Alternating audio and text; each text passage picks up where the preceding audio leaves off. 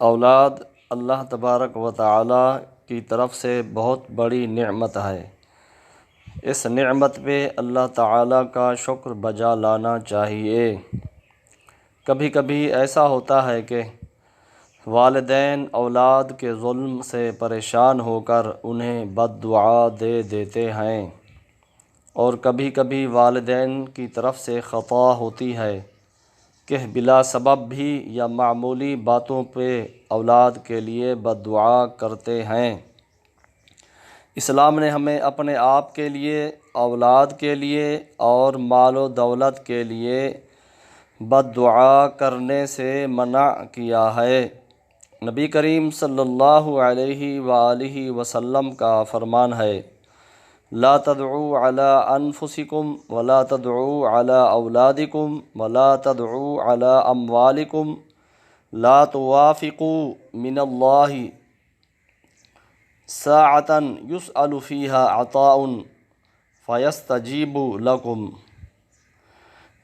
یعنی اپنے آپ کو بد دعا نہ دو، اپنی اولاد کو بد دعا نہ دو، اور اپنے مالوں کو بد دعا نہ دو۔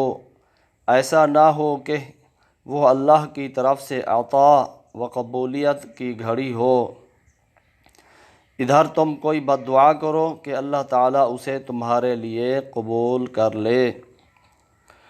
اس مذکورہ حدیث اور دیگر نصوص سے یہ پتہ چلتا ہے کہ والدین کی دعا بھی قبول ہوتی ہے اور ان کی بد دعا بھی قبول کر لی جاتی ہے۔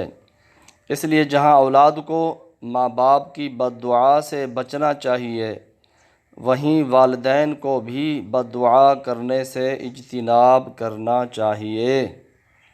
لیکن اللہ تبارک و تعالیٰ کی یہ رحمت دیکھیے کہ وہ غصہ اور تنگی کی حالت میں کی گئی بد دعا کو قبول نہیں کرتا۔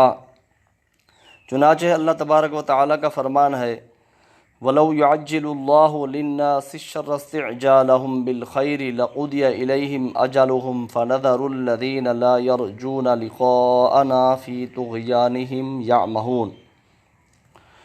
اور اگر اللہ تعالیٰ لوگوں پر جلدی سے نقصان واقع کر دیا کرتا جس طرح وہ فائدہ کے لیے جلدی مچاتے ہیں، تو ان کا وعدہ کبھی کا پورا ہو چکا ہوتا۔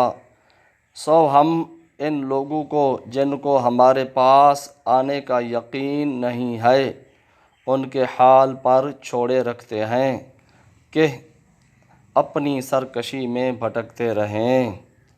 اس آیت کے تحت تفسیر احسن البیان میں مذکور ہے کہ اسی طرح جب انسان غصے یا تنگی میں ہوتا ہے تو اپنے لیے اور اپنی اولاد وغیرہ کے لیے بد دعائیں کرتا ہے، جنہیں ہم اس لیے نظر انداز کر دیتے ہیں کہ یہ زبان سے تو ہلاکت مانگ رہا ہے مگر اس کے دل میں ایسا ارادہ نہیں ہے۔ لیکن اگر ہم انسانوں کی بد دعاؤں کے مطابق انہیں فوراً ہلاکت سے دوچار کرنا شروع کر دیں تو پھر جلد ہی یہ لوگ موت اور تباہی سے ہمکنار ہو جایا کریں۔